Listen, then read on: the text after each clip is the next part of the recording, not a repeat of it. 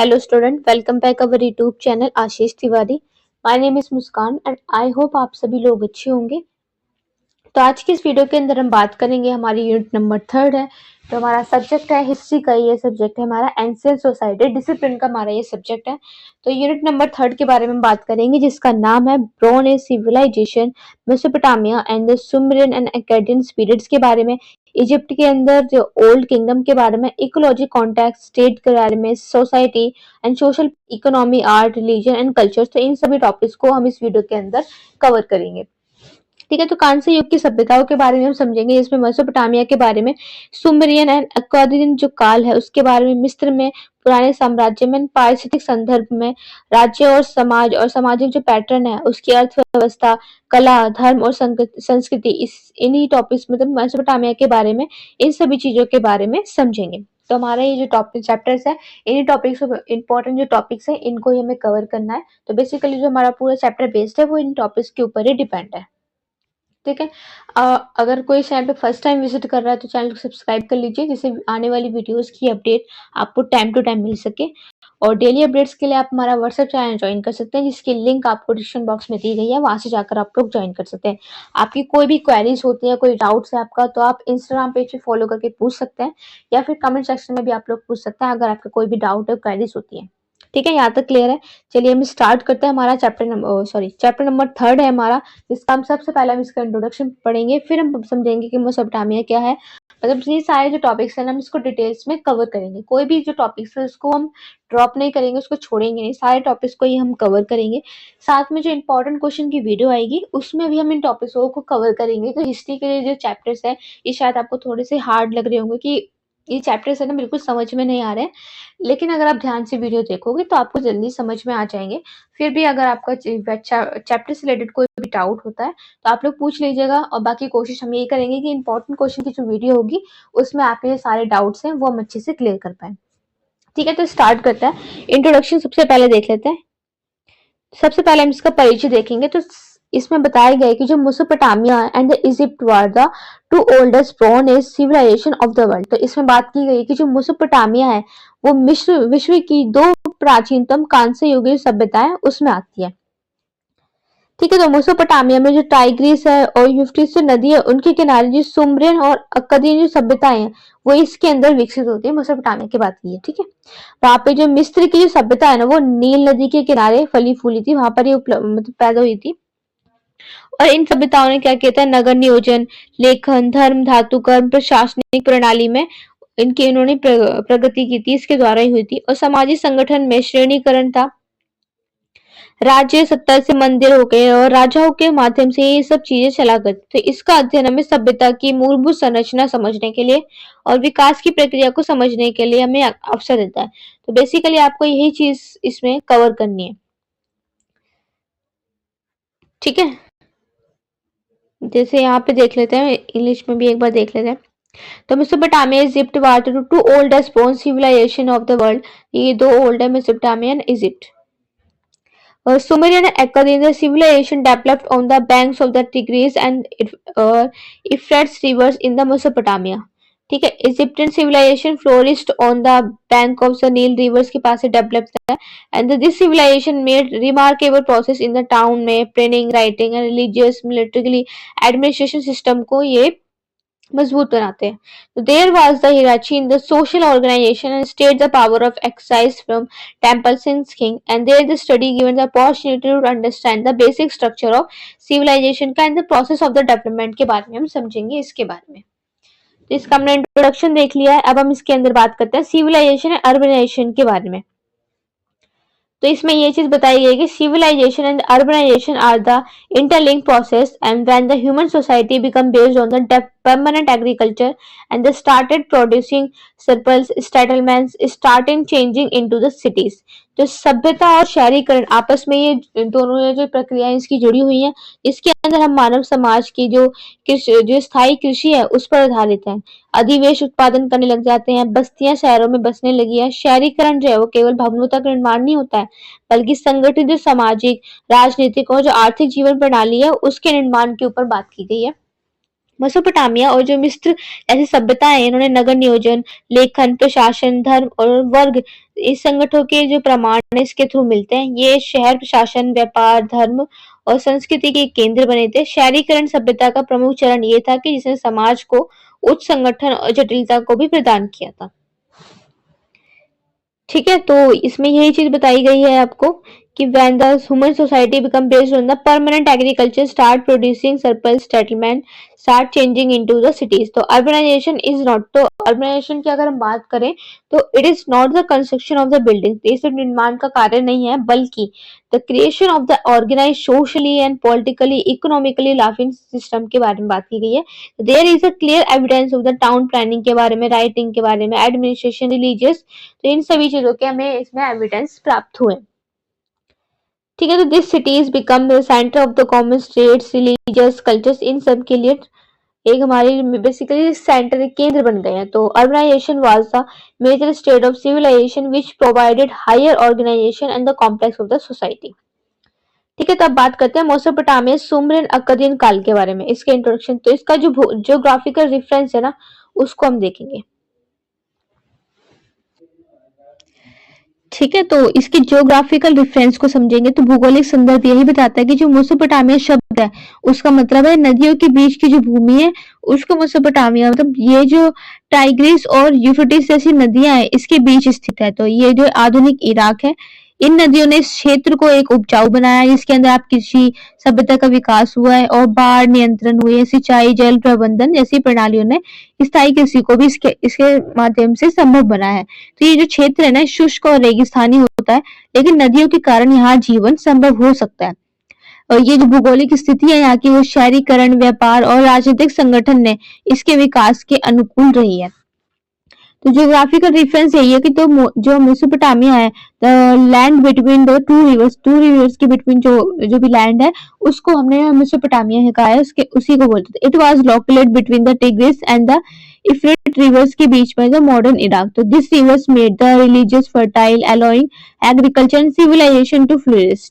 तो system of the flood controls, इन्होंने बाढ़ को कंट्रोल किया, इरिगेशन करते हैं, ठीक है, सिंचाई का काम और water management, and was the sustainable agriculture possible because of Mesopotamia. तो the region and the used to be the arid and desert. ऐसा तो जैसे रेगिस्तानी एरिया होता है वहां पर जीवन संभव नहीं होता, लेकिन यहाँ पर जीवन संभव है। But the river made a life, तो क्योंकि इन रिवरों की वजह से यहाँ पर जीवन संभव है। ठीक है, नॉर्थ एंड साउथ मेसोपोटामिया की बात करेंगे तो उत्तर और दक्षिण मेसोपोटामिया की, तो जो मेसोपोटामिया के दो भाग है ना, दो भागों में उसको बांटा गया है। उत्तर में असूर और दक्षिण में सुमेर और व अक्काद। तो उत्तर का जो दक्षिण पहाड़ी है वो कम उपजाऊ है, जबकि दक्षिण का जो क्षेत्र है वो समतल भी है और अत्यधिक उपजाऊ भी है। तो दक्षिण में जो सिंचाई है वो तकनीकी और कृषि का अधिक विकास हुआ है इसके अंदर। जो Mesopotamia was divide into two parts, assure in the assure इधर नॉर्थ में है और जो सुमेर एंड अक्कड़ है वो साउथ के अंदर है। तो the northern region was the hilly and the less fertile, with the southern region was the flat। जो आप northern region की बात करोगे तो वो कम उपजाऊ है। ठीक है, ऐसे में बताया गया एक बार यहाँ पर भी, जैसे अगर हम बात करें दक्षिण में सुमेर, तो जो उत्तर का जो क्षेत्र है ना वो पहाड़ी और कम उपजाऊ है, लेकिन जब बात करें हम दक्षिण, अब हम बात करें किसकी, साउथर्न रीजन की, तो वो ज्यादा समतल भी है, मतलब फर्टिलिटी भी है और उपजाऊ भी है। तो irrigation technology and agriculture was more develop in the south. तो यहाँ पर ये सब टेक्नोलॉजी के थ्रू साउथ में सारी चीजें, कृषि वगैरह ये सब चीजें पॉसिबल है क्योंकि वहां की जमीन उपजाऊ भी है। तो Sumer and Akkadian civilisation flourished in the south and the animal husbandry and military activities were more in the north. तो ये चीज बताई है कि दक्षिण में सिंचाई, तकनीक और कृषि इसका विकास अधिक हुआ है। सुमेर और अक्कादियन जो सभ्यता है इन्होंने दक्षिण में ये फली फूली है। उत्तर में पशुपालन और जो सैन्य गतिविधियां हैं वो अधिक हुआ करती थी। वहीं पर जो भौगोलिक विभाजन है, लाइक संस्कृति और राजनीतिक और आर्थिक दृष्टि से विभिन्न रूप से इसको उत्पन्न करता है। दोनों ही चीजें हमारे लिए हेल्पफुल है। ठीक है, तो Akkadian flourished in the south और जो एनिमल हस्बेंड्री से जो कृषि मतलब पशुपालन है और जो मिलिट्री एक्टिविटीज है वो नॉर्थ में हो जाती है। Geographical division also create diversity in culture, political, economic terms के ऊपर इसको डिवाइड किया गया है। ठीक है, अल उबैद संस्कृति की बात करेंगे तो अल उबैद कल्चर के बारे में हम समझेंगे। तो जो अल उबैद जो कल्चर है आपका, Al Ubaid was the earliest culture of the Mesopotamia. इसका टाइम पीरियड है 5000 ईस्वी से 4000 ईस्वी तक। This culture is known for the permanent settlement and mud houses, agriculture lifestyles. The people were the adept at the irrigation system, agriculture tools, and painted poetry and the temple construction. तो जो अलुबेद संस्कृति है ना, वो Mesopotamia की प्रारंभिक संस्कृति like 5000 से 4000 ईस्वी का टाइम है इसका। ये जो संस्कृति है, स्थायी बस्तियां और मिट्टी के मकान, कृषि जीवन, इन सभी के लिए जानी जाती है। यहाँ के लोग सिंचाई प्रणाली, कृषि औजार और चित्रित मृदान एंड मंदिर निर्माण में निपुण हुआ करते। इसमें बहुत माहिर एक्सपर्ट हुआ करते थे। सामाजिक संगठन का जो प्रारंभिक काल है वो इसी काल से हुआ था। धार्मिक और प्रशासनिक भवनों के इन्होंने नींव रखी थी। इसकी संस्कृति से नींव रखी गई थी और ये संस्कृति है वो सुमेर सभ्यता के लिए आधार बनी थी। ठीक है, अब बात करते हैं यूरोप संस्कृति के बारे में। तो यूरोप कल्चर के बारे में समझेंगे तो यूरोप जो संस्कृति है, Europe culture is considered to be the first real urban culture of the Mesopotamia. तो ये यूरोप संस्कृति है वो मेसोपोटामिया की प्रथम जो वास्तविक शहरी संस्कृति है वो मानी जाती है। इस टाइम में जो लेखन प्रणाली है ना, क्लोरीफॉर्मी लिपि, इस टाइम में इसका विकास हुआ था। एट दिस टाइम तो राइटिंग सिस्टम जो क्यूनिफॉर्म जो स्क्रिप्ट है इसका डेवलपमेंट हुआ था इस टाइम के अंदर। तो Europe city was a hub city and where temples, administration buildings, craft centres, residential areas were separate. उसके बारे में बात करते हैं, यूरोप नगर के अंदर एक विशाल शहर था जहाँ पे मंदिर, प्रशासनिक भवन, शिल्प केंद्र, आवासीय क्षेत्र ये सब अलग अलग ही थे। और यहाँ पर उन्नत नगर योजनाएं, धार्मिक संगठन, कारीगरी देखने को भी हमें मिला करती थी। ठीक है, तो जैसे यूनिवर्सिटी क्राफ्ट ये सब चीजें अलग अलग थी। Advance city planning, religious organisation, craftsmanship ये भी यहाँ पर देखी गई है। And this culture was technically very advance and with bones, tools and bricks building and class division and the division of the labour are very clearly visible in the society. तो ये कि कान से जो औजार है, ईंटें, उनके भवनों से ये संस्कृति तकनीकी दृष्टि से अत्यंत प्रगति कर रही थी। समाज वर्ग विभाजन और श्रम विभाजन दोनों ही स्पष्ट रूप से दिखाई दे जाता है। ठीक है, division of labour and the clearly visible society, class division और डिवीजन ऑफ लेबर ये दोनों ही चीज आपको दिखाई देती है। अब बात करेंगे जमदत नासर कल्चर के बारे में। तो जमदत नासर कल्चर के बारे में बात करेंगे तो जमदत नासर जो संस्कृति है वो 3100 से 2900 ईस्वी तक है। ये यूरोप संस्कृति के बाद और सुमेरियन काल से पहले का संक्रमणकालीन संस्कृति मानी जाती है। और इस संस्कृति की जो विशेषता है वो बहुरंगी चित्रित मृदांग से उन्नत लेखन प्रणाली, संगठित नगर जीवन, ये जो सारे काल हैं ये प्रशासन के प्रारंभिक स्वरूप को संकेत देते हैं कि मंदिर और गोदामों में मुद्राएं व अभिलेख वो मिलते हैं। और ये सांस्कृतिक तकनीकी, धार्मिक और सामाजिक दृष्टि से सुमेरियन सभ्यता का एक आधार भी बनती है। तो ये जो काल है इस सभ्यता के संगठन की दिशा में निर्णायक कदम भी माना जाता है। तो ये जो जमदत नासर जो कल्चर है ये कब आया था? यूरोप संस्कृति के बाद आया था और सुमेरियन काल से पहले की समकालीन संस्कृति मानी जाती है। इसकी मेन फीचर्स ये थे कि the multi coloured painted poetry and the advance writing system organized in the city life. और this period indicate the entitle form the writing and administration के बारे में बताती है। The coins and inscription are found in the temples के अंदर, warehouses के अंदर आपको मिलते हैं ये। This culture formed the basis of the civilization from the technically, religiously and social point of view से देखें तो this period is a, तो ये जो काल है इस सभ्यता ये दिशा में एक निर्णायक कदम साबित हुआ है। मेसोपोटामिया की सभ्यताओं के बारे में बात करेंगे तो इसमें शहरीकरण की हम बात करते हैं।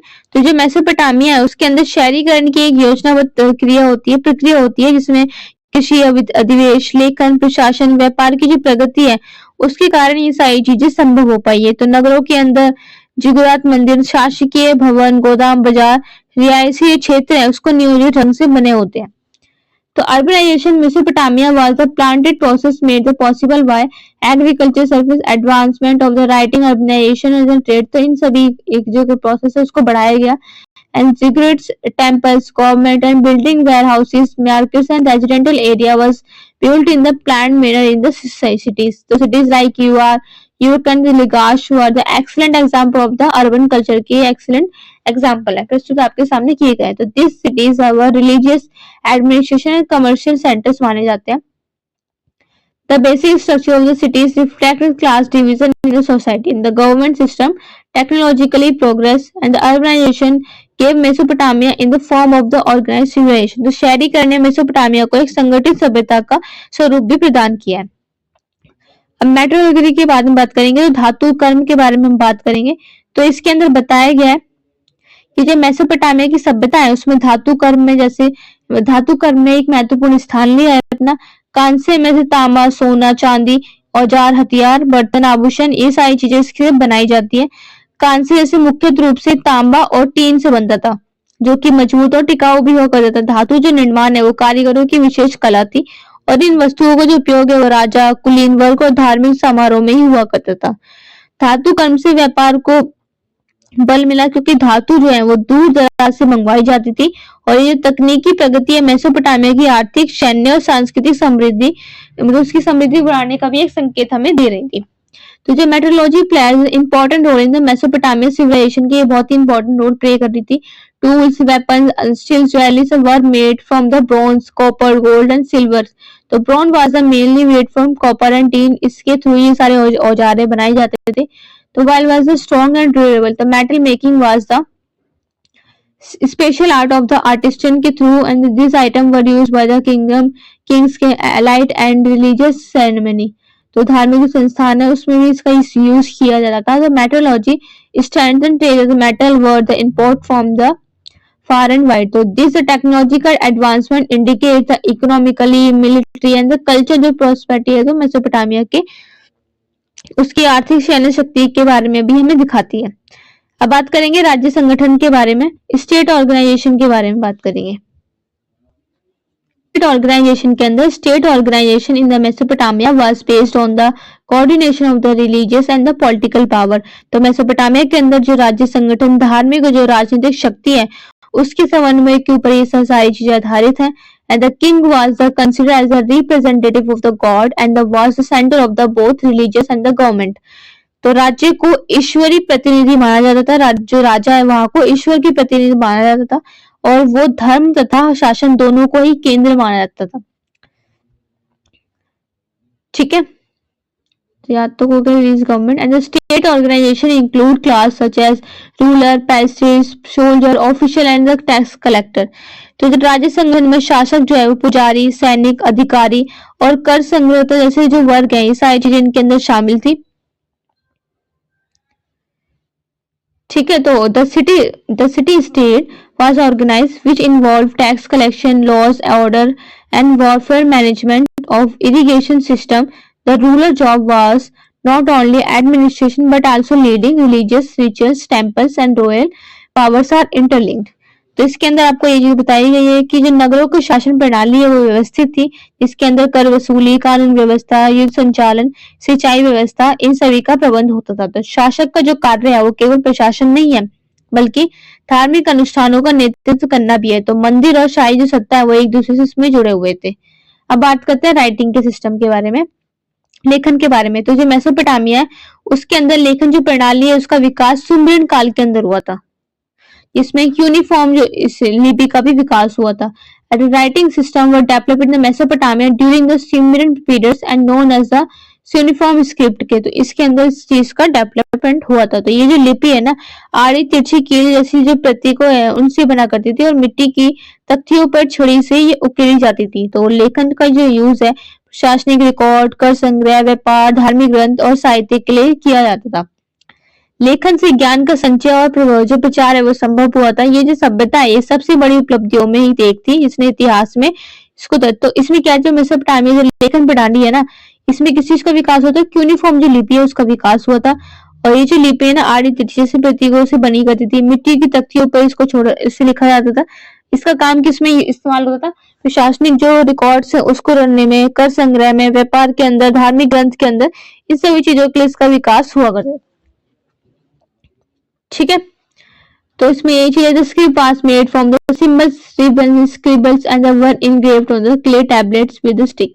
तो writing was used for the administration records के लिए, टैक्स कलेक्शन के लिए, ट्रेड्स के लिए, रिलीजियस टैक्स के लिए एंड लिटरेचर के लिए इसका इस्तेमाल किया जाता है. इसमें जो लिपि मतलब इसके अंदर डेवलपमेंट जो स्क्रिप्ट हुई थी यूनिफॉर्म स्क्रिप्ट का इसके अंदर डेवलपमेंट हुआ था.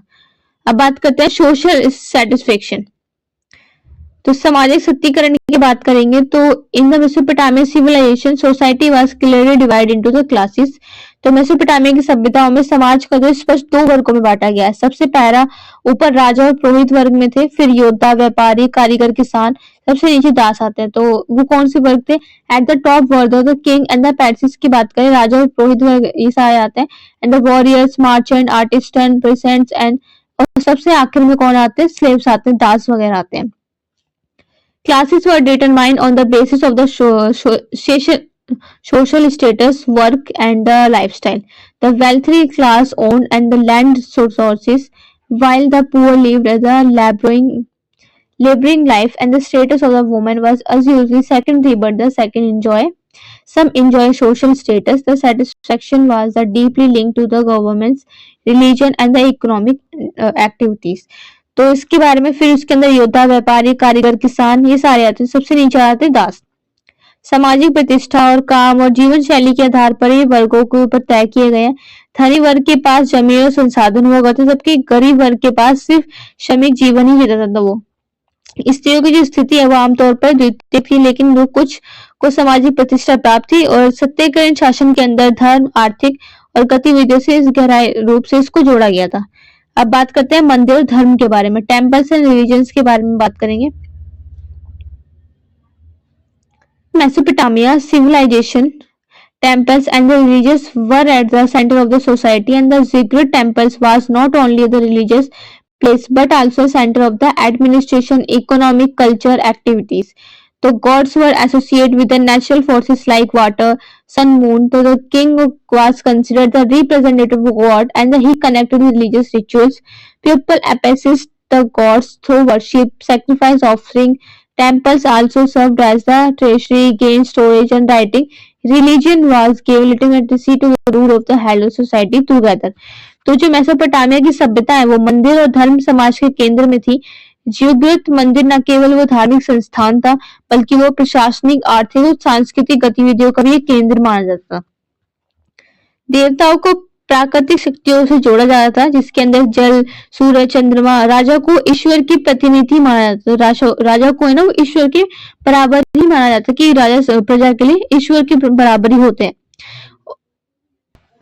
ठीक है, वो राजा को ईश्वर मानते थे और धार्मिक जो अनुष्ठान है उसके जो संचालन का काम करते थे। यहाँ पर लोग जो पूजा, यज्ञ, भेंट के माध्यम से देवताओं को प्रसन्न किया करते थे। मंदिरों में खजाना, अनाज, भंडार, लेखन ये सारी चीजों का काम भी हुआ करता था। तो धर्म ने शासन को वैधता भी दी थी और समाज को जोड़कर भी रखा था। नेक्स्ट है हमारा इजिप्टियन सिविलाइजेशन के बारे में, मिस्र सभ्यता के बारे में। इसके भूगोल के बारे में समझेंगे तो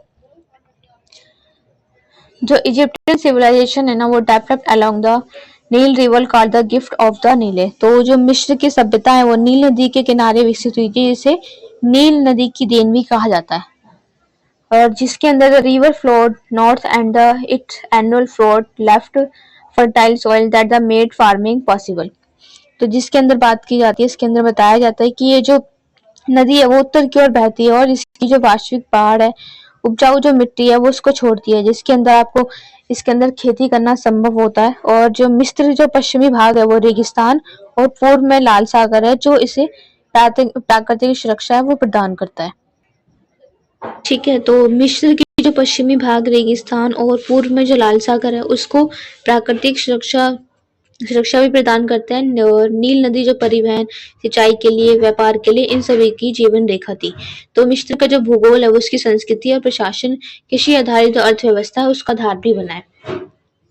तो Egypt was the bordered by the desert to the west and the Red Sea of the eastern, giving the natural production उनको देते थे। The Nile River was the lifeline for the transformation, irrigation and the trade. The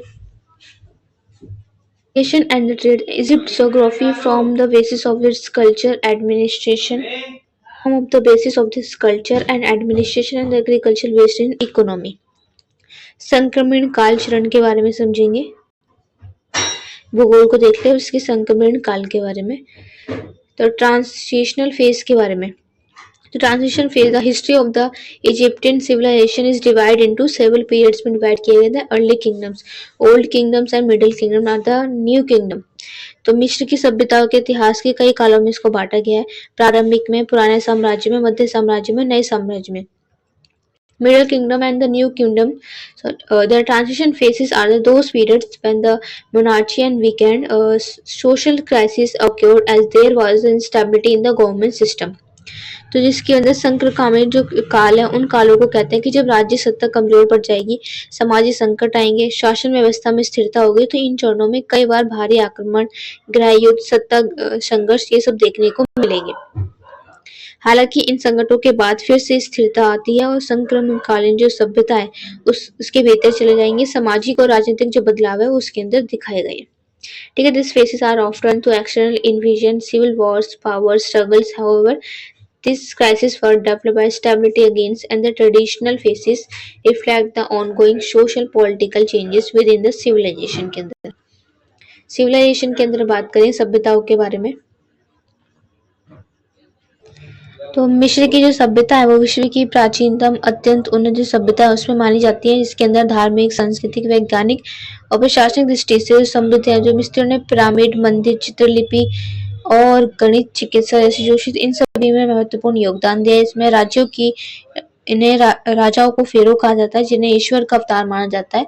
और समाज जो संगठित था, कृषि इसकी अर्थव्यवस्था की रीढ़ है और धर्म, पुनर्जन्म और मरणोत्तर जीवन पर इनका गहरा विश्वास था. तो मिस्र की जो सभ्यता है उन्होंने मानव इतिहास को दिशा दी थी. तो Egyptian civilisation is considered to be one of the oldest and the most advance civilisation of the world.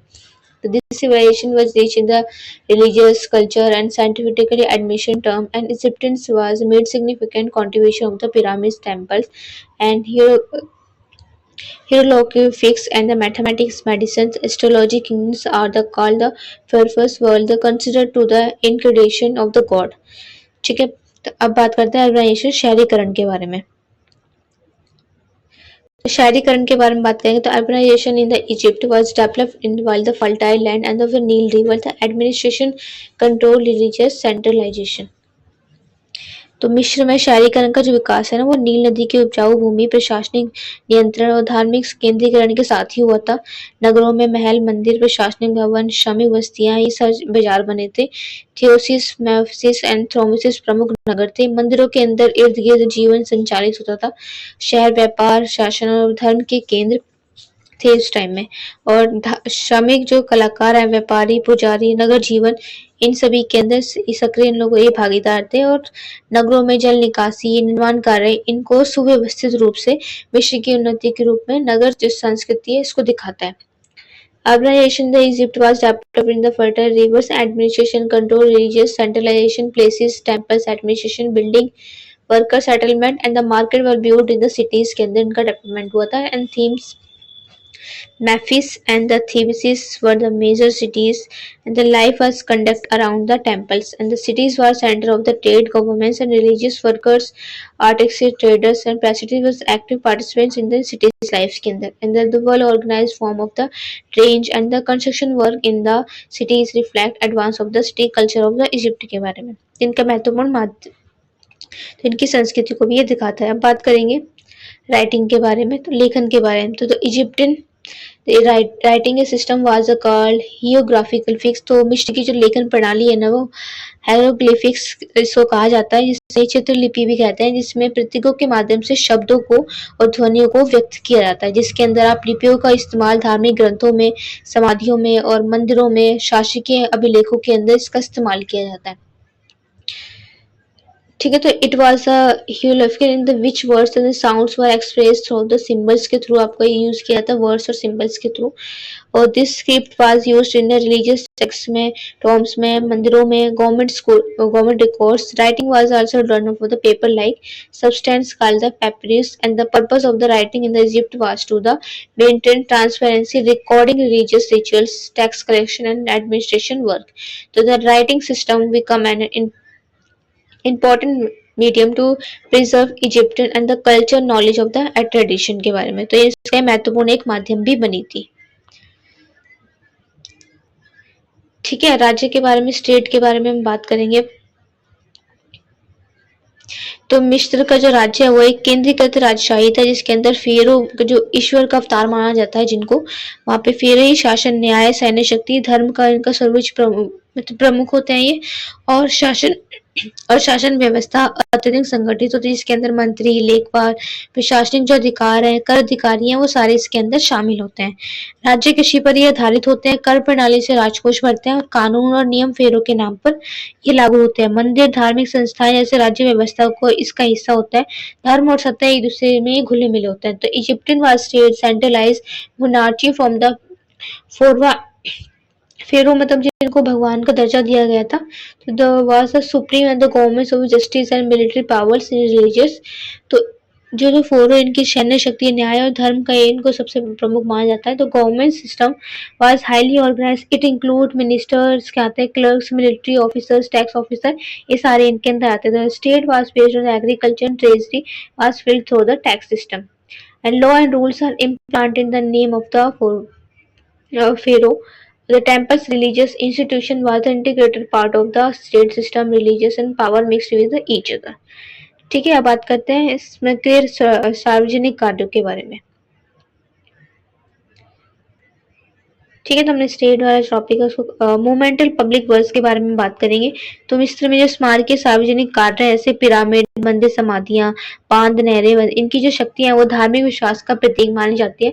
मोमेंटल public जो वर्क्स इजिप्ट वाले social pyramid, terms, dams and candles, symbol of the power of the state religious beliefs. So these construction works were done by the thousands of the workers and they reflect the unity of the organization and the labor power of the society. तो इसके अंदर ये जो निर्माण कार्य वो 1000 मजदूरों के द्वारा किया जाता है और ये समाज की एकता, संगठन, श्रम शक्ति को भी दिखाते हैं। ठीक है, the pyramids were an example of belief in the afterlife of the dead and the canals and dams were built for the irrigation. All these construction works were very important from the religious, administration, economic point of view and they are the symbol of the advanced architecture of the Egypt. तो इसमें क्या है, तो इसमें ये बता रहे हैं पिरामिड जो है मृतक जीवनों के पश्चात विश्वास का एक उदाहरण है कि सिंचाई के लिए नहरें और बांध बनाए जाते हैं और सभी जो निर्माण कार्य है वो धार्मिक, प्रशासनिक और आर्थिक दृष्टि से बहुत महत्वपूर्ण है और मिस्र की जो उन्नत वास्तुकला है वो उसका प्रतीक भी है। अब धर्म और समाज के बारे में हम समझेंगे, रिलीजन एंड सोसाइटी के बारे में। तो Egyptian religion was a polytheistic and the many gods and goddesses were worshipped, so such as the sun god and the dead god Orchis and the life gods.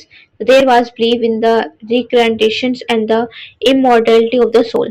तो जो मिस्र का धर्म बहुदेववादी था, इसके अंदर सूर्य देव को रा, मृत्यु देव को ऑर्सिस एंड जीवन देवी को आइसिस जैसे अनेक देवी देवताओं की इनकी पूजा की जाती थी। साथ में जो पुनर्जन्म और आत्मा की अमरता है उन पर भी इनका विश्वास था। So the process of the manufacturing to preserve the body of the dead is the famous. तो मृतकों के शरीर में संरक्षित करने की जो मम्मीकरण वो प्रक्रिया बहुत प्रसिद्ध थी। समाज में फिर सबसे ऊपर, फिर पुजारी, फिर अधिकारी, फिर सैनिक और कारीगर, किसान, फिर ये सारी चीजें आती थी। तो इनके अंदर यही चीज बताई गई है कि साइड इसकी फेमस थी एंड द फ्लोरिस्ट और द टॉप सबसे पहले फ्लोरिस्ट आते थे, उसके बाद सोसाइटी सबसे ऊपर में आते थे समाज के अंदर। इसके बाद passages, officer, soldiers and artist and farmers, slaves, ये सारी चीजें फिर आते थे। Religious place provided stability to the social structure and the role of the woman in the society was the respectable, specially in the elite class.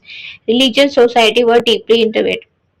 तो इसमें यही बताया गया है कि धार्मिक जो विश्वास है उसके अंदर सामाजिक संरचना को इन्होंने स्थायी प्रदान किया था और समाज में महिलाओं की जो भूमिका है वो सम्मानजनक भी हो गई थी और खासकर जो कुलीन वर्ग के अंदर धर्म और समाज में एक दूसरे की गहराई के रूप में उसको जोड़ा भी गया था। ठीक है, तो हमारा ये चैप्टर है ये कंप्लीट होता है। किसी का कोई डाउट है तो कमेंट सेक्शन में पूछ सकता है या फिर इंस्टाग्राम पेज पे फॉलो करके आप लोग पूछ सकते हैं। इसकी पीडीएफ आपको हमारे टेलीग्राम चैनल पे मिल जाएगी जिसकी लिंक आपको डिस्क्रिप्शन बॉक्स में दी गई है, वहां से जाकर आप ज्वाइन कर लीजिएगा। ये पीडीएफ वहीं पर अपलोड कर दी जाएगी। ठीक है, मिलते हैं हम हमारी नेक्स्ट वीडियो में।